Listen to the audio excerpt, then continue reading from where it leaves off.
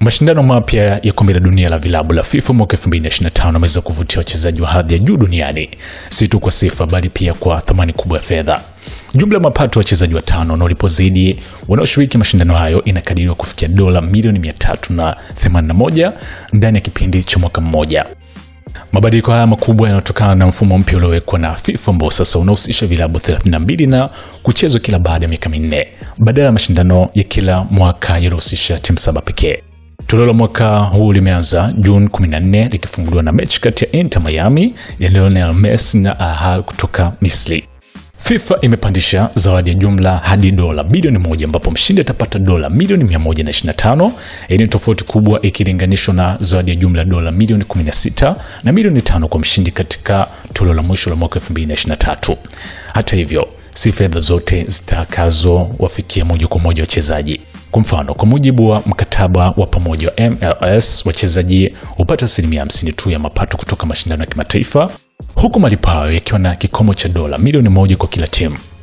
Wachezaji wa Seattle Sounders FC wamepinga hadharani mfumo huu huku wakishinikiza mabadiliko ambayo bado hayajatangazwa rasmi.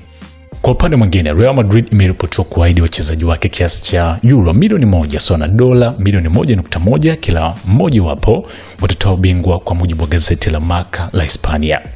Wachezaji kadhaa wameeleza wasiwasi juu ya msongamano wa ratiba. Harry Kane alionya mwezi Machi kwamba wachezaji wasikilizwi vya kutosha na ratiba zinaweka kwenye hatari kubwa ya majeraha. Kiongozi wa zamani wa Manchester City Kevin De Bruyne ambaye alihamia Napoli hivi karibuni kwa uhamisho bure alisema wazi kuwa hatahusika na mashindano hayo. Nikiumia kwa kombe la dunia la vilabu, hakuna atakayenijali, ninapaswa kujilinda. Wachezaji mashuhuri waliokosa kushiriki mashindano hayo ni pamoja na Cristiano Ronaldo. Al Nassr haikufuzu na licha ya uvumi wa kutafutwa na vilabu vingine, Ronaldo amethibitisha hatoshiriki. Mo Salah kutokea Liverpool haikufuzu, huku nafasi ya Uingereza ikichukuliwa na Manchester City na Chelsea. Neymar Jr alivunja mkataba wake na Al Hilal mwezi Januari, timu hiyo itashiriki bila yeye, na Santos klabu yake mpya ya Brazil haijafuzu. Wachezaji watano wanaolipwa zaidi katika kombe la dunia la vilabu, wa kwanza ni Lionel Messi. Huyu analipwa kiasi cha fedha dola milioni 135 sawa na bilioni 349. Tangu ajiunge na Inter Miami mwaka 2023, Messi amebadilisha klabu hiyo kiuchumi na umaarufu licha mkataba wake kumalizika mwishoni mwa mwaka 2025.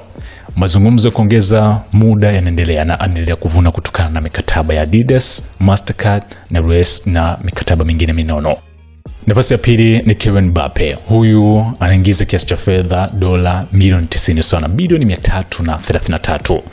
Baada ya kujiunga na Real Madrid, Mbappe alifunga mabao 42 msimu huu, lakini Madrid walikosa mataji makubwa katika timu ya taifa ya Ufaransa na alifikisha rekodi ya mabao 50. Akijiunga na Olivier Giroud na Thierry Henry.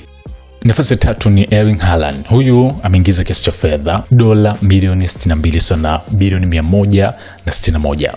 Ingawa kushinda kiatu cha dhahabu msimu huu, Haaland alisaini mkataba wa miaka 10 na Manchester City. Huu ni mkataba mrefu zaidi katika historia ya EPL na anaungwa mkono na makampuni kama Nike, Clear, Beats by Dre na mikataba mingine. Nafasi ya 4 ni Vinicius Jr. Huyu ameingiza kiasi cha fedha dola milioni 55 sawa na bilioni 142. Mchezaji bora wa FIFA wa mwaka, Vinicius Jr. alifunga mabao zaidi ya 20 kwa msimu wa 4 mfululizo. Umaarufu wake barani Amerika Kusini unazidi kuongezeka kupitia mikataba ya Gatorade, Pepsi na Dubai Tourism. Harry Kane, huyu ameingiza kiasi cha fedha dola milioni 39 sawa na bilioni 101. Baada ya miaka mingi bila taji, Kane hatimaye alishinda Bundesliga akiwa na Bayern Munich na anaongoza sura ya Skechers kwenye soka. Mashindano haya si tu yanawakilisha ushindani wa soka duniani bali pia yanadhihirisha ukubwa biashara inayozunguka michezo kulipwa. Hiyo hapa ni SNS Management.